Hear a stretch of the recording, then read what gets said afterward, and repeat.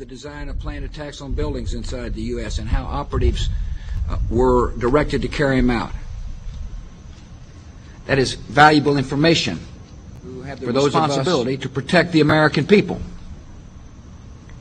He told us the operatives had been instructed to ensure that the explosives went off at a point that was high enough to prevent people trapped above from escaping.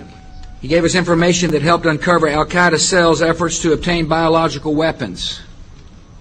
This is Building 7, a 47-story skyscraper that fell on the afternoon of September 11th. The government says that fire brought it down. However, 1,500 architects and engineers concluded it was a controlled demolition. Over 6,000 of my fellow service members have given their lives. And thousands of my fellow first responders are dying. I'm not a conspiracy theorist. I'm a structural engineer. I'm a New York City correction officer. I'm an Air Force pilot. I'm a father who lost his son. We're Americans, and we deserve... I lost my husband. My son. My uncle. My nephew. September 11th, 2001. Most people don't know a third tower fell that day. The government says fire brought it down. The collapse of World Trade Center 7 was primarily due to fires.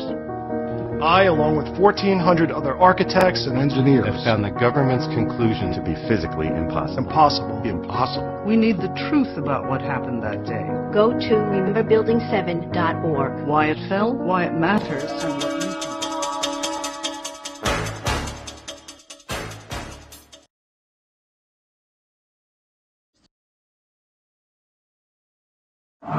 For ending the madness is to take back control over your own money.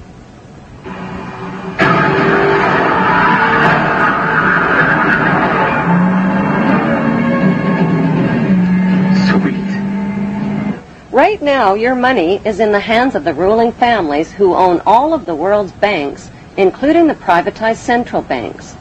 How did they get to be so powerful? It started with the very first banks. In the beginning, banks were a safe place for people to store their gold. When the bankers discovered that people left most of their gold in the bank for safekeeping, they started lending out the gold that didn't belong to them and charging interest on it.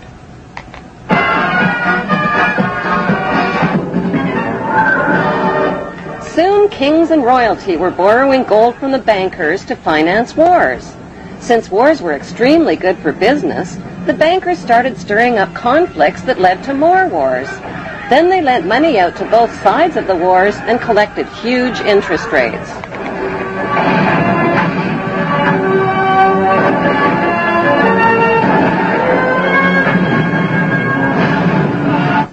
Eventually, the bankers got so rich that they built banks all over the world. They made millions in interest just by loaning out other people's money that didn't belong to them. They bought mansions and fancy clothes and hosted extravagant parties. The royal families of Europe became the banksters' biggest customers and rewarded them with high society titles like Lord and Baron and Sir. Using their money and royal influence, the banksters changed the laws of nations so they could put the world's central banks, mints, and money supply into private hands, their private hands. Out of every $1,000 that each of their customers deposited in their banks, they kept only $100 on hand. They took the rest of their customers' money and made loans with it, invested it, and started up other businesses, like the steel business to create rails for their railway companies, to transport oil for their oil companies. Pretty soon, the banksters' new businesses grew into giant corporations. Those giant corporations turned the world's oceans, lakes, rivers, air, and soil into corporate toilets.